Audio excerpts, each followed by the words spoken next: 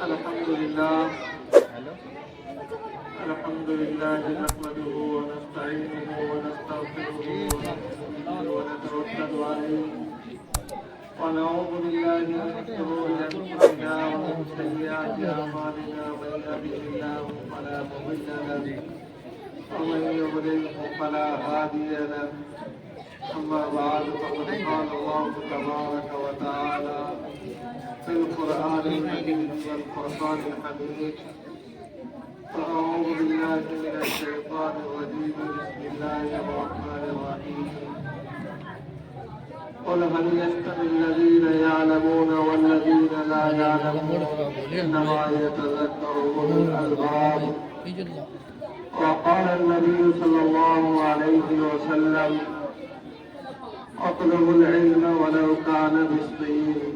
صدق الله العظيم وصدق رسوله النبي الكريم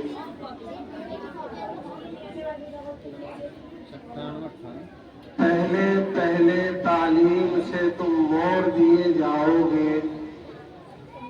پہلے تعلیم سے تم موڑ دیے جاؤ گے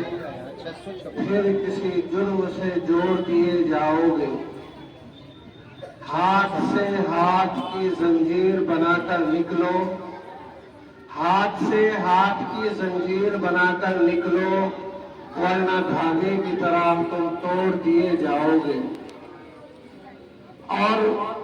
خود نہ تھے جو راہ پر اوروں کے ہاتھی بن گئے خود نہ تھے جو راہ پر اوروں کے ہاتھی بن گئے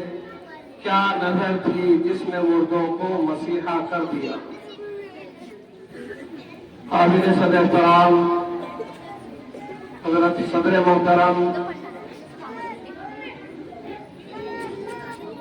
اسٹیج پر تشریف فرما علماء کرام اور میرے معزز ساتھیوں یہ پروگرام جس بینر تلے ہو رہا ہے اس کا عنوان تعلیمی بیداری کانفرنس ہے میں نے آپ حضرات کے سامنے قرآن کریم کی جو آیت کریمہ یہ جو حدیث شریف پڑھی اور اس کے بعد جو شعر پڑھے اس سے آپ بخوبی سمجھ گئے ہوں گے کہ میں بھی اسی بینر تلے آپ حضرات سے کچھ گفتگو کرنا چاہتا ہوں جناب نبی کریم صلی اللہ علیہ وسلم کہ میرے اور آپ کے آقا خاتم النبیین ہیں آپ کی سیرت کا سب سے بڑا پیغام اور آپ کی سیرت کا سب سے بڑا جو عنوان ہے وہ تعلیم ہے ہم سب لوگ جانتے ہیں اللہ رب العزت نے اس کائنات کو وجود بخشا اور تقریباً 18,000 مخلوقات کو اس کائنات میں پیدا فرمایا اور ہمیں یہ بھی معلوم ہے سب کو کہ اللہ رب العزت نے ان تمام مخلوقات میں انسان کو سب سے اشرف سب سے اعلیٰ سب سے مکرم بنایا ساری مخلوقات میں سب سے اعلیٰ درجہ انسان کو دیا سب سے پہلے اللہ رب العزت نے اپنی نورانی مخلوقات یعنی فرشتوں کو پیدا فرمایا ملائکہ کو پیدا فرمایا اور ملائکہ کو کہیں سے پیدا فرمایا نور سے پیدا کیا اس کے بعد دوسری مخلوق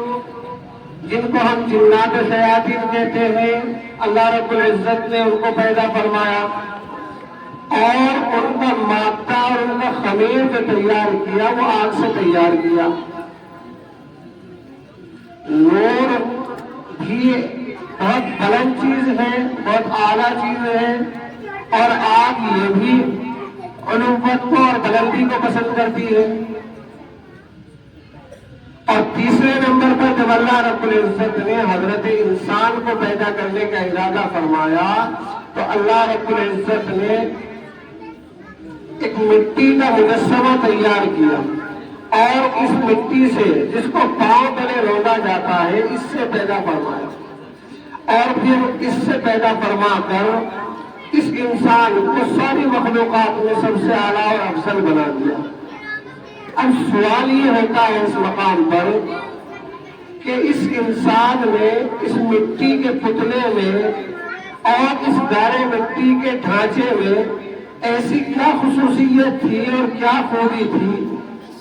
اور اس کے کون سے سرخاب کے پر لگے ہوئے تھے کہ اللہ رب العزت نے اس کو سب سے اعلیٰ سب سے اشرف مقام عطا فرمایا، سب سے معظم اور سب سے مکرم اس کو بنا دیا۔ میرے محترم دوستوں، جب ہم اس سوال کا جواب قرآن کریم سے مانگتے ہیں تو قرآن کریم ایک بہت تفصیلی واقعے سے ہم کو اس کا جواب دیتا ہے۔ تفصیلی واقعات کو بتلانے کا موقع نہیں ہے اور نہ وقت اس کی اجازت دیتا ہے، البتہ اس واقعے کی طرف میں مختصر طور پر اشارات اور کنایات میں آپ کو تعلیم کی اہمیت بتلا رہا ہوں۔ اللہ رب العزت نے جب دنیا کو وجود بخشا، فرشتوں کو پیدا فرمایا، جنات کو شیاطین کو پیدا فرمایا، اللہ رب العزت کے بہت مقرب تھے، اللہ رب العزت کی عبادت میں مشغول۔ چنانچہ آپ نے پڑھا ہے، سنا ہے کہ فرشتے کوئی سجدے میں ہے تو سجدے میں ہی پڑے ہوئے ہیں، رکوع میں ہے تو رکوع میں ہی ہے، قیام میں ہے تو قیام میں ہی ہے، اللہ رب العزت کی عبادت میں لگے ہوئے۔ اللہ رب العزت نے فرشتوں کے سامنے، ملائکہ کے سامنے اظہار کیا، انی جاعل کا فی الارض خلیفہ، کہ میں اس روح زمین پر ایک اپنا خلیفہ بنانا چاہتا ہوں، ایک انسان پیدا کرنا چاہتا ہوں جو میری خلافت کرے گا اس روح زمین۔ فرشتوں نے، ملائکہ نے معلوم کیا اللہ رب العزت یہ جو مخلوق آپ پیدا کرنا چاہ رہے ہیں وہ کیا کرے گی؟ اللہ رب العزت کی طرف سے جواب ملتا ہے کہ یہ مخلوق جو دنیا میں پیدا ہوگی، انسان جو دنیا میں پیدا ہوگا، وہ زمین میں رہ کر کے چلے پھرے گا، میری عبادت بھی کرے گا، میرے احکام مانے گا اور میرے ساتھ غداری بھی کرے گا، میرے احکام توڑے گا، زمین میں فساد مچائے گا، زمین میں غداری مچائے گا، خون خرابہ کرے گا اور بہت سے ایسے ہوں گے زمین کو صاف ستھرا بھی رکھیں گے۔ اللہ رب العزت سے فرشتوں نے کہا کہ اللہ پھر ایسی مخلوق کیوں پیدا کر رہا ہے جو زمین میں فساد مچائے گی، جو زمین میں خون خرابہ کرے گی؟ ایسی مخلوقات کو کیوں پیدا کرنے والا؟ جہاں تک میری عبادت کا تعلق ہے وہ تو ہم کر رہے ہیں، نحن نسبح لک، ہم تیری بڑائی بیان کر رہے ہیں، ہم تیری عبادت کرنے میں لگے ہوئے ہیں۔ تو اللہ رب العزت نے فرمایا کہ جو میں جانتا ہوں وہ تم نہیں جانتے۔ چنانچہ یہ بات ختم ہو گئی۔ اللہ رب العزت نے آدم کا پتلا بنایا اور پتلے میں روح پھونک دی، حضرت انسان کو پیدا کر دیا اور پیدا کرنے کے بعد اللہ رب العزت نے وَعَلَّمَ آدَمَ الْأَسْمَاءَ، اللہ رب العزت نے حضرت آدم کو علم اسماء سکھایا۔ علم اسماء عربی میں علم اسماء کہا جاتا ہے اور اسی کو ہم اپنی زبان میں، اردو زبان میں سائنس کہہ سکتے ہیں۔ یعنی اللہ رب العزت نے حضرت آدم علیہ السلام کو دنیا کی ساری چیزوں کے نام اور کام، ان کی خصوصیات کی ساری سکھلا۔ گویا کہ الفاظ دیگر یوں کہیے کہ اللہ رب العزت نے حضرت آدم علیہ السلام کو دنیا کا جتنا بھی سائنس تھا وہ سارا کا سارا اللہ رب العزت نے سکھا دیا، پڑھا دیا اور فرشتوں سے کہا کہ میں حضرت آدم علیہ السلام جس کو میں نے دنیا میں اپنا خلیفہ بنایا ہے، اس کو پوری دنیا کے تمام چیزوں کے اسما، تمام چیزوں کی خصوصیات، تمام چیزوں کے کام اور ان کی جو خاصیتیں ہیں وہ اللہ رب العزت نے حضرت آدم کو سکھلائی۔ اس کے بعد فرشتوں کو بلایا اللہ رب العزت نے حضرت آدم علیہ السلام کے سامنے، فرشتوں سے کہا کہ جو فلاں چیز ہے آپ اس کا نام بتائیے، فلاں چیز ہے اس کا نام بتائیے، اس کا کام بتائیے۔ تمام فرشتے ساکت و ثابت رہ گئے، خاموش رہ گئے، اور تمام کے تمام فرشتے کہنے لگے کہ اللہ ہمیں کسی چیز کا علم نہیں، ہمیں کسی چیز کا علم نہیں ہے۔ اللہ رب العزت نے حضرت آدم علیہ السلام کو حکم دیا، چنانچہ حضرت آدم علیہ السلام نے فر ساری چیزوں کے کام بتلائے، ساری چیزوں کے نام بتلائے، ان کی خصوصیات بتلائی۔ تو اللہ رب العزت نے اپنی دلیل کو تام کرنے کے لیے اور فرشتوں پر اپنے جو اللہ رب العزت نے فرشتوں کے سامنے جو اپنا ایک دعویٰ کیا تھا، اس دعوے کی دلیل کو بیان کرنے کے لیے حضرت آدم علیہ السلام کے زبانی اور حضرت آدم علیہ السلام کے منہ سے تمام کے تمام چیزوں کے اسماء اور ان کی خصوصیات فرشتوں کے سامنے بیان کر دی۔